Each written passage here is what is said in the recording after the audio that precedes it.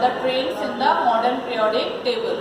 So here we have taken some trains, and on the basis of these trains we have come to the conclusion whether the atomic radii or any of the trend is increases in a period or decreases in a period. Similarly, which of the following train will increase in a group or decrease in a group. So here we have taken the first point, that is the atomic radius.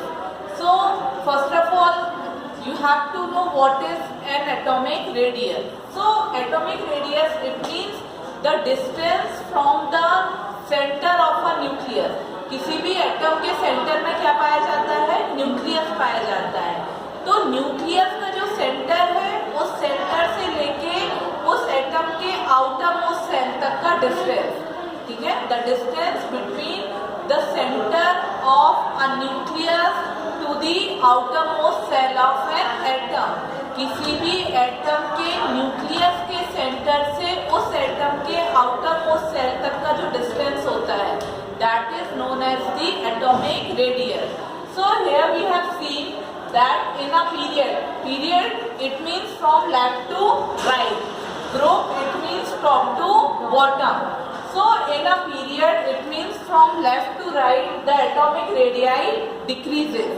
ठीक है, this arrow shows here the atomic radii is the highest and here the atomic radii is the lowest. ठीक है, arrow का direction समझिए, ये मत कि arrow बना है इसका मतलब है कि ये इंक्रीज हो रही है.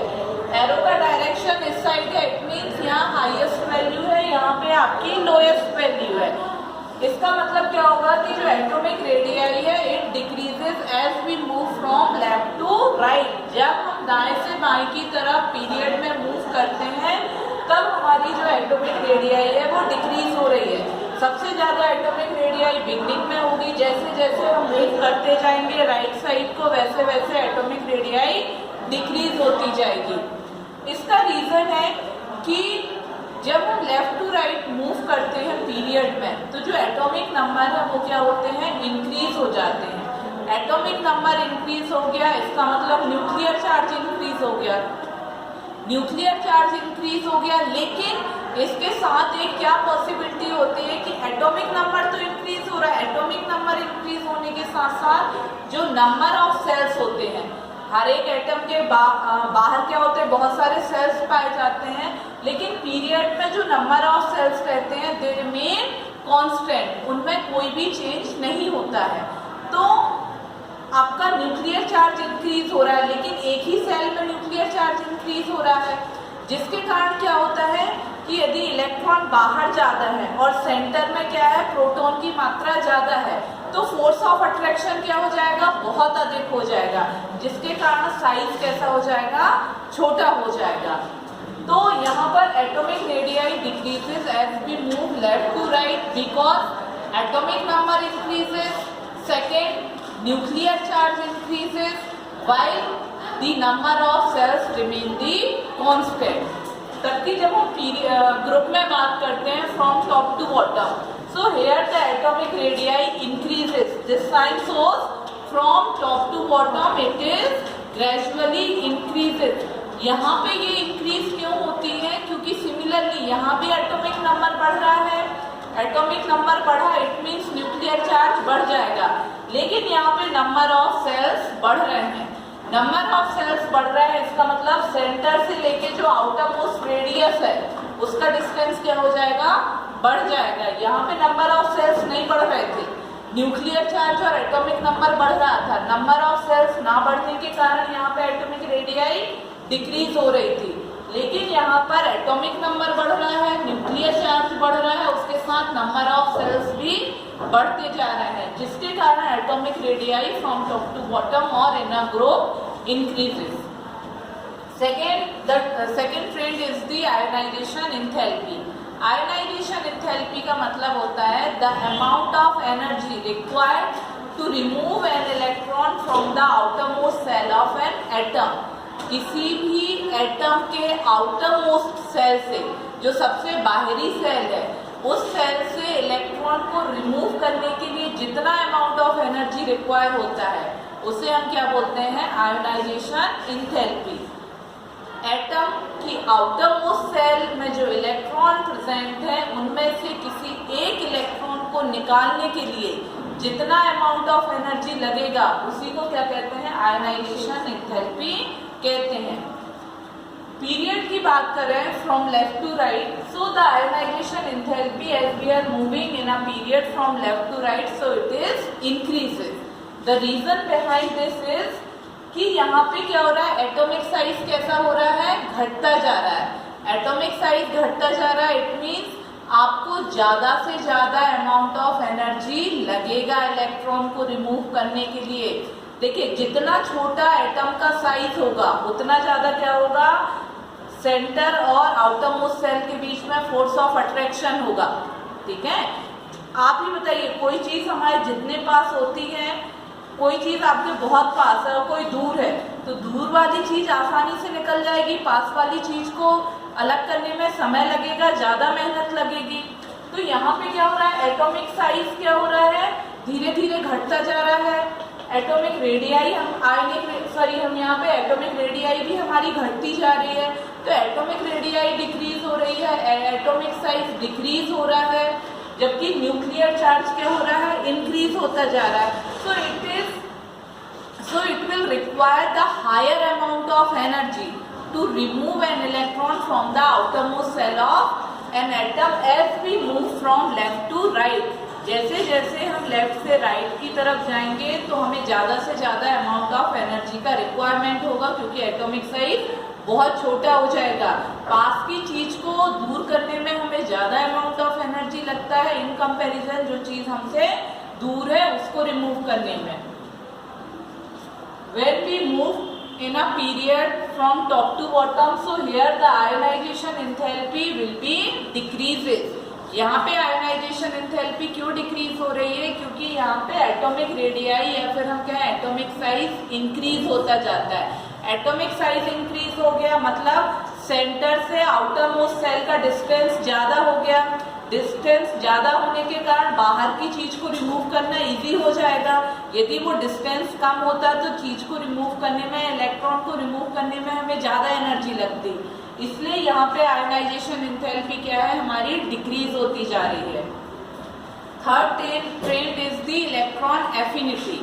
Electron affinity it means the amount of energy required to add an electron to the outermost cell of an atom. यहाँ पे क्या था, to remove an electron from the outermost cell of an atom, here to add an electron। ठीक है, यहाँ पे क्या electron को गेन करना हो रहा है, इसमें क्या हो रहा था, इलेक्ट्रॉन को रिमूव करना था।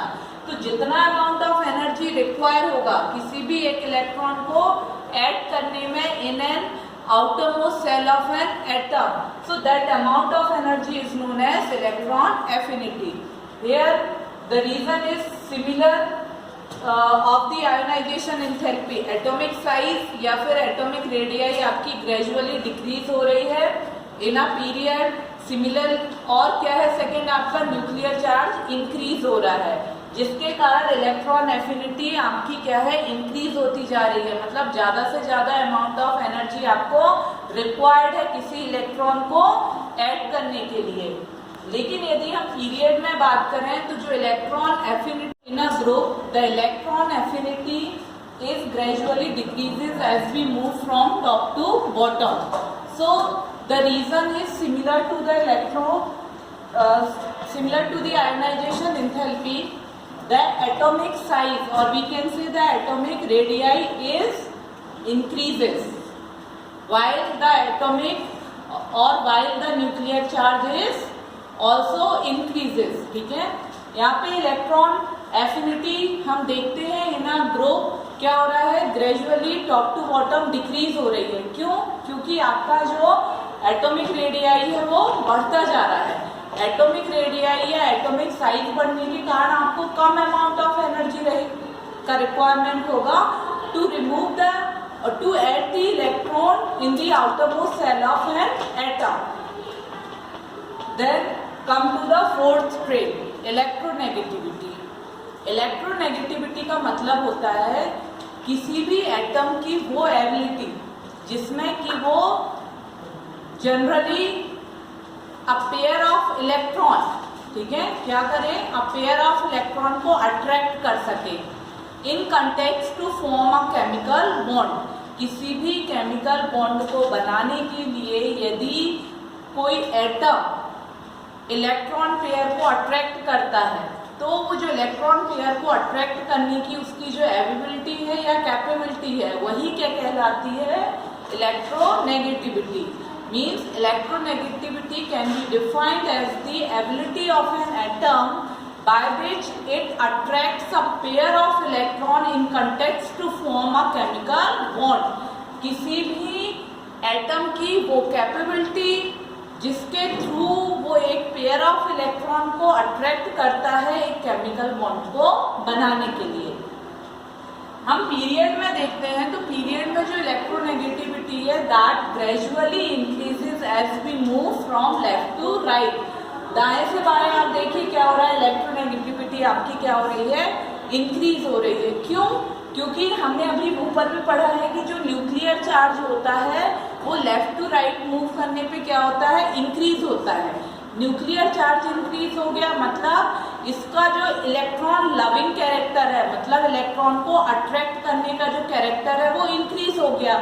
यदि ये इलेक्ट्रॉन अट्रैक्ट करना आसानी से स्टार्ट कर देगा या इलेक्ट्रॉन ज़्यादा से ज़्यादा अट्रैक्ट करेगा तो हम जैसे लेफ्ट टू राइट मूव करेंगे इलेक्ट्रोनेगेटिविटी बढ़ जाएगी। लेकिन जब हम ग्रुप की बात करते हैं from top to bottom, so this electronegativity is gradually decreasing. Reason क्या है कि न्यूक्लियर चार्ज तो आपका बढ़ जाता है लेकिन यहाँ पे क्या होता है कि जो नंबर ऑफ सेल्स हैं वो भी बढ़ते जाते हैं, इसलिए यहाँ पे जो इलेक्ट्रॉन लविंग कैरेक्टर है वो क्या हो जाता है, डिक्रीज हो जाता है। ठीक है, क्या है, पहला कि नंबर ऑफ आपका जो एटॉमिक नंबर बढ़ा, एटॉमिक नंबर बढ़ने के कारण आपका न्यूक्लियर चार्ज बढ़ गया, लेकिन न्यूक्लियर चार्ज बढ़ने के साथ साथ जो नंबर ऑफ सेल्स हैं वो कैसे हैं आपके, वो भी बढ़ते जा रहे हैं। नंबर ऑफ सेल्स यदि आपके बढ़ते हैं उस कंडीशन में जो इलेक्ट्रॉन लविंग कैरेक्टर है वो ग्रेजुअली डिक्रीज